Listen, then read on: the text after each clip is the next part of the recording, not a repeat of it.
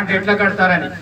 ఇది నా సొంత ఇంటి కోసమో దేనికోసమో కాదు, ఇది ఈ రోజు ఉంటుంది, రేపు అవసరం ఉన్నప్పుడు వాళ్ళు ఎప్పుడైనా దీన్ని తీసుకొచ్చు. ఇది నాకేమో పర్మనెంట్ పట్టణం ఇంకా దేనికి చేయలే.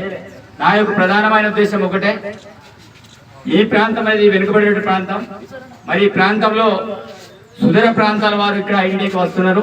మరి ఎన్నికల కంటే ముందు నేను ఇక్కడ ఆర్జీదారులు చూసుకొని సరే వీళ్ళకి ఏదో ఒకటి చేయాలనే సంకల్పంతో నేను ఎమ్మెల్యే కాకంటే ముందే ఇక్కడ బొజ్జన భూ కార్యక్రమాన్ని స్టార్ట్ చేయడం అనేది జరిగింది.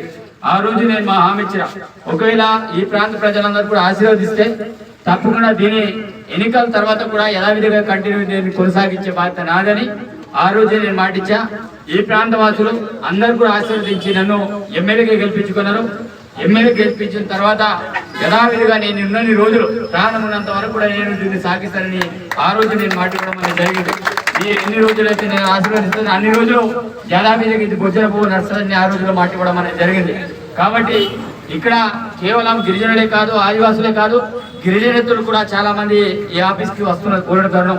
మరి ఇక్కడ కూడా దగ్గరలో హోటళ్ళు లేవు, తిన్నామంటే తినే దొరకని పరిస్థితి. సరే బీద వాళ్ళ దగ్గర రావడమే కష్టమవుతుంది. అలాంటి క్రమంలో ఎక్కడ పోయి భోజనం చేసే పరిస్థితి ఉండదు. కాబట్టి మరి మనమే ఇక్కడ భోజనం ఏర్పాటు చేస్తే బాగుంటుంది అనే ఆలోచనతో ఇక్కడ స్వయంగా నా సొంత డబ్బులతో ఇక్కడ ప్రతి సోమవారం రోజు ఈ భోజన కార్యక్రమాన్ని ఏర్పాటు చేస్తున్నాను. కాబట్టి తప్పకుండా మీ ఆశీస్సులు ఉన్న రోజులు ఇలాంటి మంచి కార్యక్రమాలు చేస్తూనే ఉంటారు, దాంట్లో ఎట్లాంటి సందేహం లేదు. కాబట్టి రాజకీయం చేయదలుచుకున్న వారు ఇలాంటి అంశాల మీద రాజకీయం చేయాల్సిన అవసరం లేదు, ఇలాంటి విషయాల్లో మనం రాజకీయాలు చేయాల్సిన అవసరం లేదు. కాబట్టి నేను కోరుకునేది ఒకటే, ఇట్లాంటి అంశాల్లో మనం ఎప్పుడైనా ఎంకరేజ్మెంట్ చేయాల్సిన అవసరం ఉంటుంది. ఎవరైనా బీదవాడు ఇక్కడ వచ్చి తిని పోయేటట్టు సౌకర్యాలు కల్పించాను తప్ప ఈ జాగాను ఏదో ఆక్యుపై చేయడానికి ఇంకో చేయడానికి కాదు. అందుకే నేను ముందుగా చెప్పింది ఏంటంటే, ఒకవేళ గవర్నమెంట్ పరంగా ఈ జాగా ఏమైనా అవసరం ఉంది, దీన్ని ఏమైనా చేయదలుచుకుంటే దీన్ని కోలుగొట్టచ్చు. దీన్ని కోలుగొడితే ఇంకా యథావిధిగా ఎక్కడైతే ఇంత ముందు పెట్టామో ఆ రకంగా బయట ఎక్కడైనా భోజనం పెట్టే ఏర్పాట్లు చేస్తే దాంట్లో ఎట్లాంటి సందర్భం లేదు.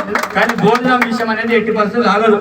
ఏమైనా వర్షం ఉండి గ్రీవెన్స్ లేకపోతే ఇక్కడ భోజనాలు ఉన్నాయి, కానీ గ్రీవెన్స్ ఉంటే 100% ఇక్కడ భోజనం ఏర్పాటు చేయడం అనేది జరుగుతుంది, దాంట్లో ఎట్లాంటి సందేహం లేదు. కాబట్టి దీంట్లో పార్టీ కార్యకర్తలు ప్రతి ఒక్కరు కూడా ప్రతి మండే రోజు వస్తున్నారు. కాబట్టి ఇక్కడ పార్టీ కార్యకర్తలు నేను కోరుకున్నది ఒకటే, ఇది ఒక మంచి కార్యక్రమమే.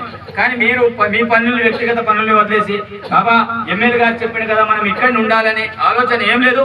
ఇక్కడ పర్మనెంట్ గా మనం వర్కర్లను కూడా ఏర్పాటు చేయడం అనేది జరిగింది. మీకు అవకాశం మీరు రండి, మీరు ఇక్కడ వడ్డించండి, ఎవరైనా ఇక్కడ రావచ్చు స్వచ్ఛందంగా. బయట వ్యక్తులు కూడా వచ్చేసి ఇక్కడ సర్వీస్ చేయడానికి సిద్ధంగా ఉంటారు. ఇక్కడ భోజనం రెడీ వండి ఉంటుంది, అదేవిధంగా ఎవరైనా సర్వ్ చేయడానికి అవకాశం ఉంటుంది. పార్టీ నాయకులు నేను కోరుకునేది ఒకటే, మీకు సమయం దొరుకుతుందంటే మీకు ఇక్కడ రావాలి. కానీ ఎమ్మెల్యే చెప్పాడు కదా, ఎమ్మెల్యే పనే కదా, మనం వెళ్ళకపోతే బాగుండదు.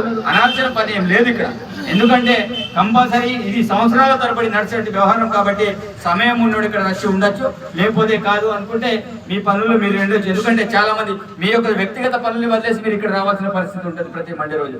కాబట్టి అట్లా కాకుండా మీకు టైం ఉన్నప్పుడు రండి, మీరు లేకపోయినప్పుడు కూడా ఇది యథావిధి ఇక్కడ వర్కర్లు కావచ్చు, ఎవరైనా సర్వీస్ చేయడానికి సిద్ధంగా ఉంటారు. కాబట్టి మీరందరూ కూడా ఈరోజు వచ్చినందుకు ముఖ్యంగా దీనికి మా జయవాన్ దీన్ని కంప్లీట్ చేశారు. నేను చెప్పిన అసలు ఏం లేనప్పుడే దాని ఎలాంటి శాంక్షన్ లేకుండా ముందస్తుగానే మరి దానికి చేయి, అది ఏమైతే అవసరమైతే ఎక్కడి నుంచో డబ్బులు అడ్జస్ట్మెంట్ చేస్తానని చెప్పడం అనేది జరిగింది. ఎలాంటి డబ్బులు శాంక్షన్ కాకంటే ముందే తను కూడా దగ్గర ఉండేసి మరి దీన్ని కంప్లీట్ చేసిండు. కాబట్టి దేవర్ గారికి కూడా ప్రత్యేక ధన్యవాదాలు తెలియజేస్తున్నా. అదేవిధంగా నాతో పాటు వర్క్ ఏం పేరు, మీ పేరు